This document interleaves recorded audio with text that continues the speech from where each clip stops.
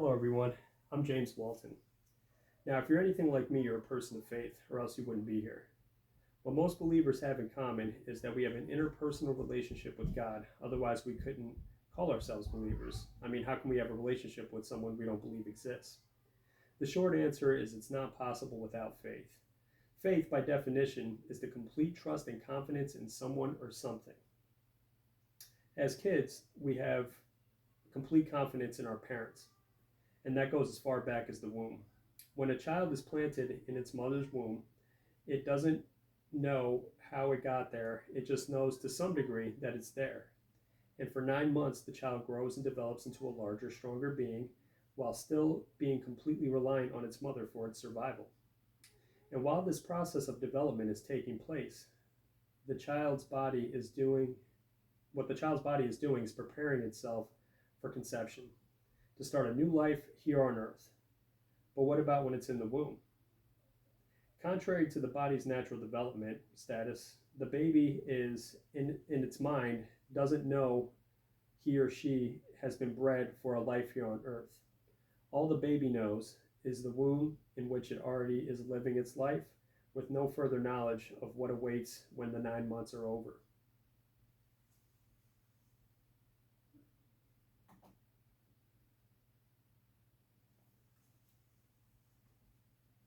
Now, an atheist would undoubtedly have some scientific explanation for this, for childbirth. One such as the human DNA has 3.4 billion nucleides, and that in and of itself allows life to come to fruition, which is undoubtedly true, but is it the whole story?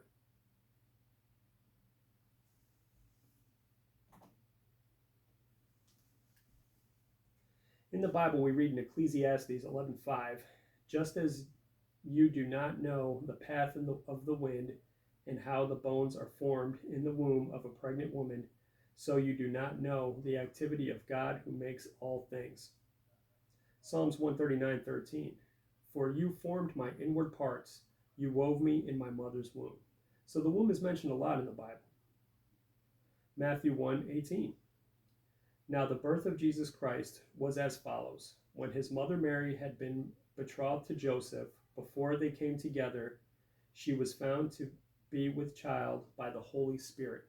Okay, so we can even sort of take a human father out of the definition, and here comes a baby. Now, because we are believers, we are inclined to believe that the scriptures are telling us the truth.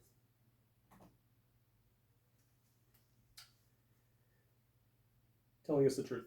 And due to the nature of the beast, an atheist has no other information at hand other than to believe anything different than what they believe, that there is no God, and we are only here to progress ourselves and our offspring for as long as humanly possible. Let's take, for instance, Darwin's theory. According to his theory, all living things are struggling to survive. The living things that have most helpful traits for their environment tend to survive. These living things then pass along their helpful traits to their young, in essence meaning only the strong can survive. Well, considering these bodies are inevitably going to die, I guess the consensus here is to do all you can while you can until your death, rendering every human that has ever lived on the earth essentially weak, at least according to Darwin's theory. Let's go back to the womb.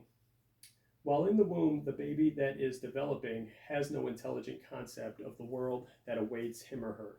In essence, the world is the womb.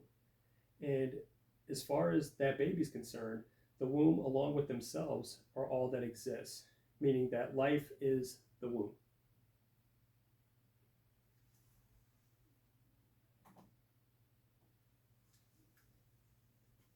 Not unlike a child in the womb, atheists believe that this life and this world unto a human is all that there is, with no real feasible idea of a creator or a spiritual father on the outside looking back at us.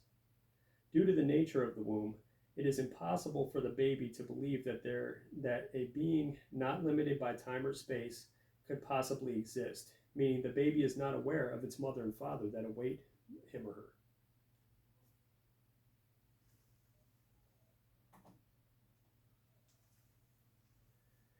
Contrary to an atheist perspective, Of this life being the beginning and the end to our existence, humans, both biblically and otherwise, are living proof that that couldn't possibly be the case. While we were in our mother's womb, we had no idea what awaits us on the outside of what we literally would refer to as, in comparison, as the world. The idea of an earthly mother and father awaiting our arrival in order to love and guide us would have been a myth, so to speak, in comparison. And the idea of a being more advanced than us, living without a womb, would have simply been impossible due to our reliance on our womb and how essential it was to the survival at the time of being a child developing within the womb. Meaning that what the womb is to a baby inside is what the world is to an atheist. That's all there is, according to them. In fact, I would go as far as to say maybe this is the reason that God said, "Come to me as little children." Just food for thought. Thank you.